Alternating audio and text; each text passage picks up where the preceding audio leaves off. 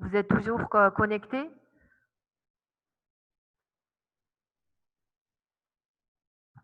Répondez par oui, s'il vous plaît.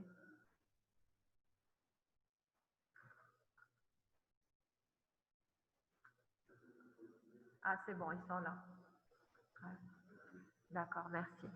Donc, on continue notre cours en disant, super, problème technique qui est indépendant de notre bonne volonté. Donc, je reviens. Vous avez les sténoses tumorales, cancer épidermoïde.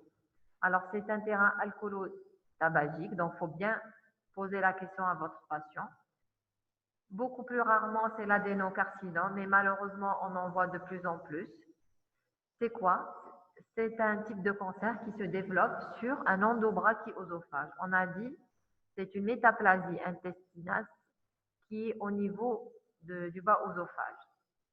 Se voit exclusivement quand on a un reflux. Il faut connaître les tumeurs qui sont malignes exceptionnelles, telles que le sarcome et le mélanome. Vous avez aussi les tumeurs extrinsèques ganglionnaires. Là, ça vient de dehors. Tout ce qui est extrinsèque, ça vient de dehors, vers le dedans. D'accord? Vous avez aussi les tumeurs médiastinales et les tumeurs bronchiques. Ça, c'est pour les sténoses d'origine tumorale.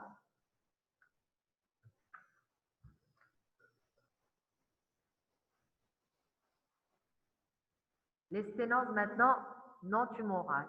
Il faut savoir que ces types de sténoses compliquent souvent une œsophagie peptique. On trouve que le patient a une longue histoire d'œsophagie peptique. On aura une sténose qui est régulière, centrée. Il faut savoir tout ce qui est régulier et centré est bénin. Une origine tumorale, la sténose va être irrégulière et excentrée. Là, ça nous rassure un petit peu lorsqu'on a une sténose régulière et centrée, qui survient surtout.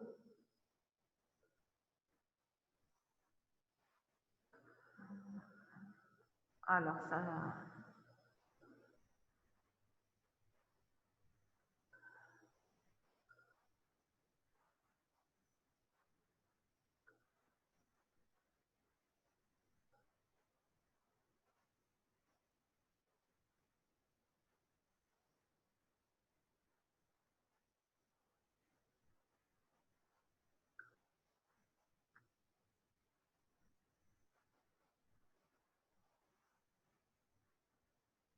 la sténose centrée régulière, oui, ça fait la définition d'une sténose bénigne, notamment peptique.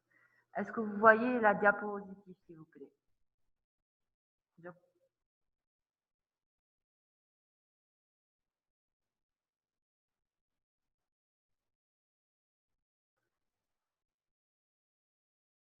Voilà, on revient.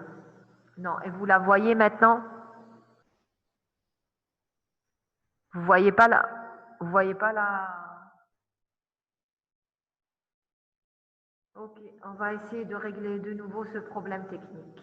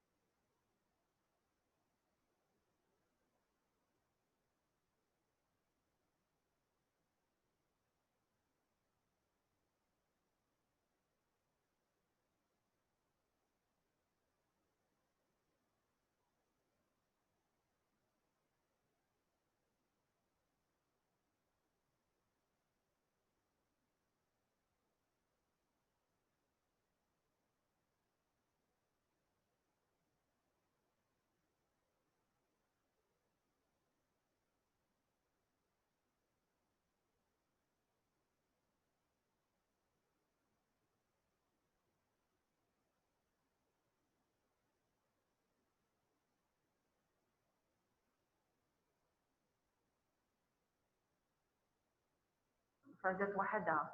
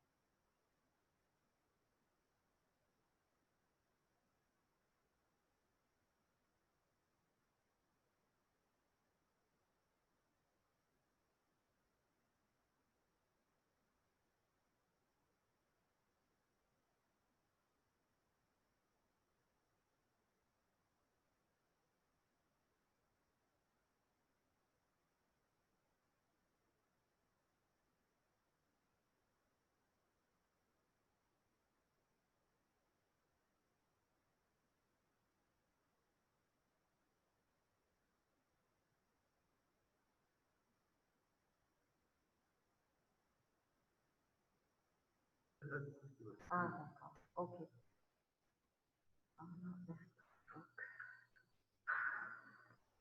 On va dire, alors, il y a le son normalement et il y a la diapositive. Les œsophagites à éosinophiles sont elles aussi responsables de sténose. On a aussi la compression extrinsèque. Vous avez les œsophagites non sténosantes d'origine médicamenteuse et aussi à éosinophiles. N'oubliez pas un terrain d'atopie.